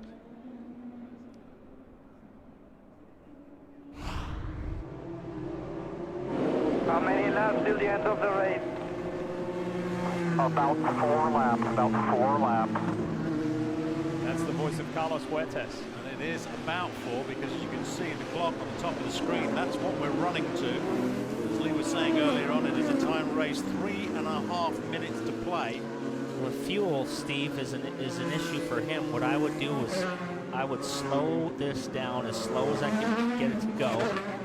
There's no pace car out yet, so I would, you're running the clock down, so there's no point in running around at 60, 70 miles an hour. You want to back it down to 25 or 30 miles an hour, as now they've caught the pace car and try to run this clock out. He's got a shot here at winning this thing under yellow. Nobody likes to win the race under yellow, but we might have a green-white checker here. 3 minutes to play. Huertas still leading this race. Okay, we will be going green this time by. Green this time by. And this 23-year-old Colombian, Carlos Huertas, for Dale Coyne Racing, has never in his racing life felt pressure like this. Boy, oh boy, he's got Montoya right behind him, Canan right behind him, and a really fired up Graham Rahal right behind him too. That slingshot that he's been doing has been working phenomenally well using the push-to-pass button. Big wheel spin. Okay, so we need a good restart, and let's use our overtake.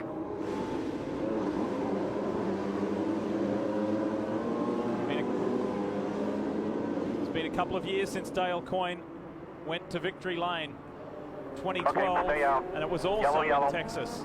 He's got 5 push-to-passes, so he definitely has the most of anybody out there. They didn't go green this time, so the clock is running down. It'll be 1 lap to go when they take the green if they even get that lap.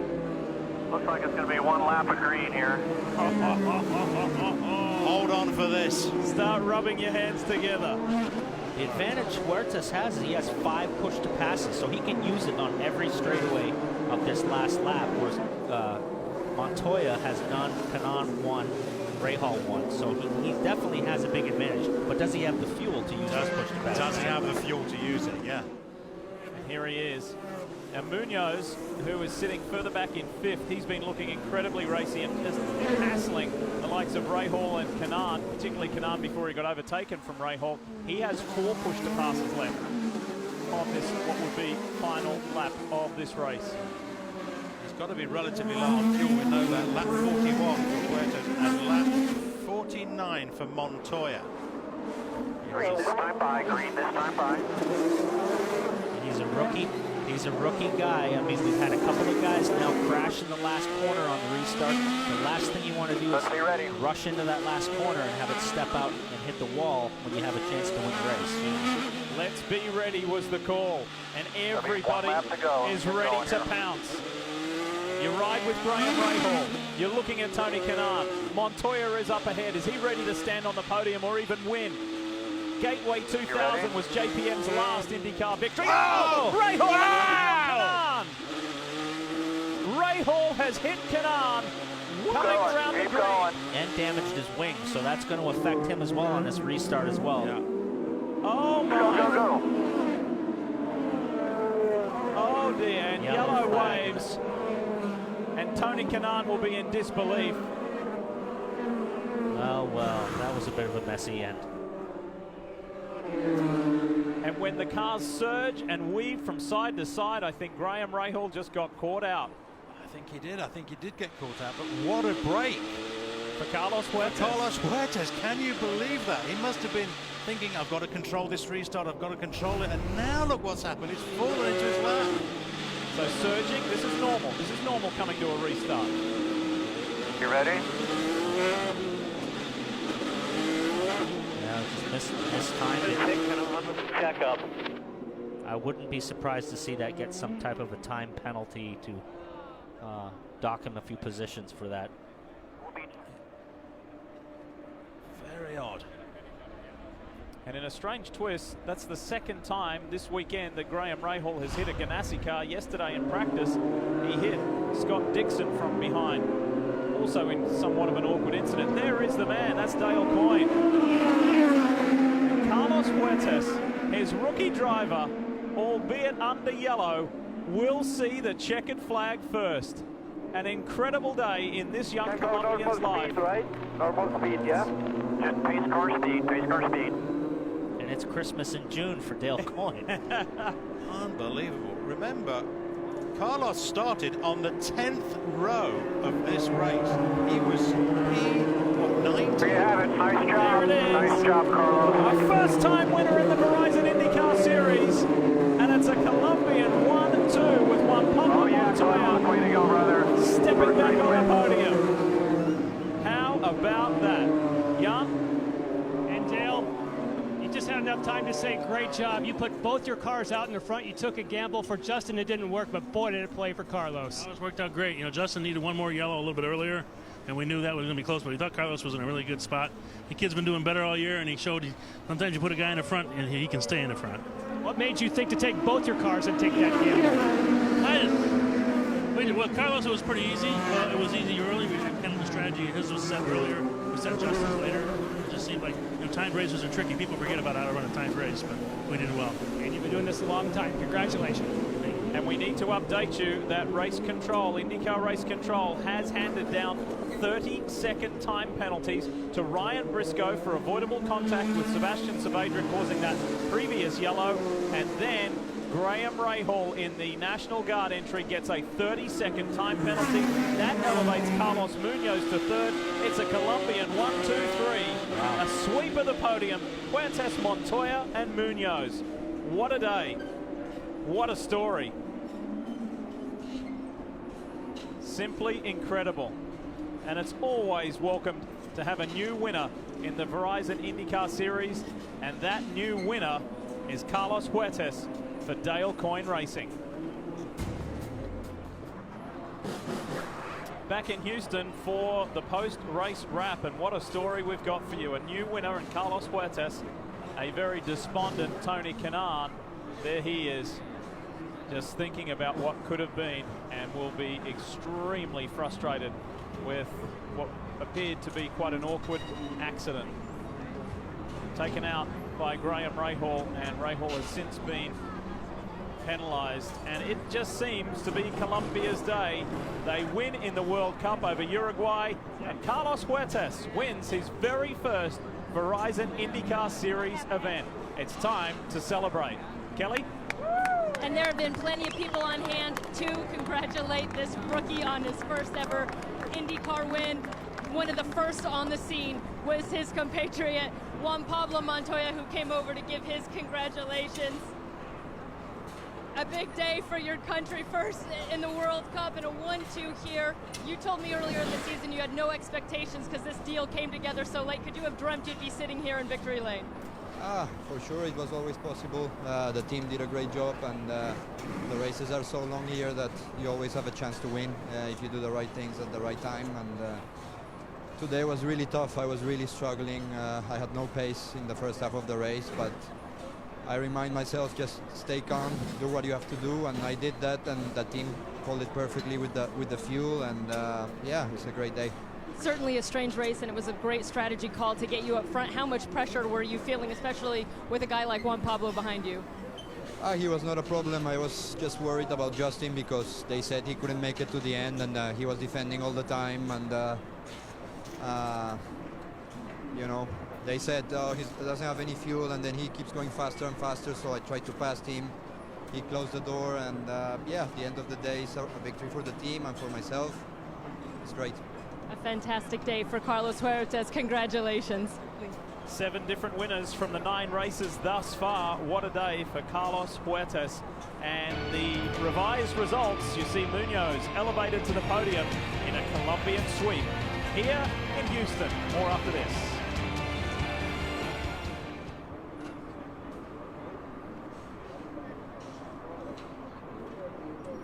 And some are calling it Colombia Day here at the Grand Prix of Houston. Of course, 1-2 for Colombia. For you, Juan, again, it came down to strategy and making the calls on pit road. Yeah, we were running pretty good, and we were running like 7th or something, and then we came in, put black tires, and went in dump truck, and that really hurt us. So we, you know, suffered there a little bit, but in a way, it forced us to do something different, and it paid off. You know, I was amazed. We did timed race, and it's like 35 minutes to go, and I'm counting 30 laps. You can make it. This pace, you can make it. Why are they not stopping? I was kind of surprised nobody pitted. I'm like, oh, thank you. When you got out of the car, you went immediately over to Victory Circle, and you went to Carlos, and you gave him some advice. What was that? No, I just said congratulations. He's a good kid, you know what I mean? And he did a good job today. He did what he had to do to win. I can tell you what he was doing. He was teasing him, saying, come on, zip up the suit. Afterwards, yeah, the second time, yeah. You know, I'll be honest with you, our Verizon Chevy was really good today, and I thought we had there a chance to win, but at the end, tires went off and not. But I do tease him a lot. I went like, close it, because he had the suit all open. I'm like, you gotta look good. All right, from a pro. Kevin? Well, Tony Kanaan had at least a podium, maybe more, before he was turned by Graham Rahal going into the last restart. Since you climbed out of the car, you have really showed no emotion. I know you're steaming. How are you dealing with this from your perspective? What happened? Oh, I got to be professional. So I have a team to defend and a lot of good sponsors. So I can't do what I really wanted it to do. So, you know, what a shame. It was a great run by the Target Chip Ganassi boys. We, you know, we fought all the way, all day long, and to be taken out like that, I think it's stupid. But he was having a good day too, and ruined his day. So I guess I wanted to believe the best. I wanted to believe he didn't do it on purpose. Of course, he came to apologize, but that still doesn't take the frustration out of me. We just saw that conversation a moment ago. He accepted all the blame for that. Yeah, I mean, he has to, man. Come on. Well, we've seen race car drivers react differently at times. He's a humble guy, you know, and it's just a shame. What am I going to say? I mean, am I mad at him? Yes. Can I turn back in time? No. So we got to turn the page and move on to tomorrow. Okay, thank you, Tony Kanaan. We'll have a good car tomorrow. That's a difficult one to swallow for Tony Kanaan. And look at this, teammates, Justin Wilson. He knows what winning feels like. Congratulating first-time winner, Carlos Huertas. 3 Colombians getting set to take to the podium, and what a day for Carlos Munoz and Huertas, the race winner, sitting with one of their heroes, Colombian hero one, Pablo Montoya, to enjoy those celebrations. Somebody who thought he may have been heading there was Graham Rahal. He's standing by with Kelly.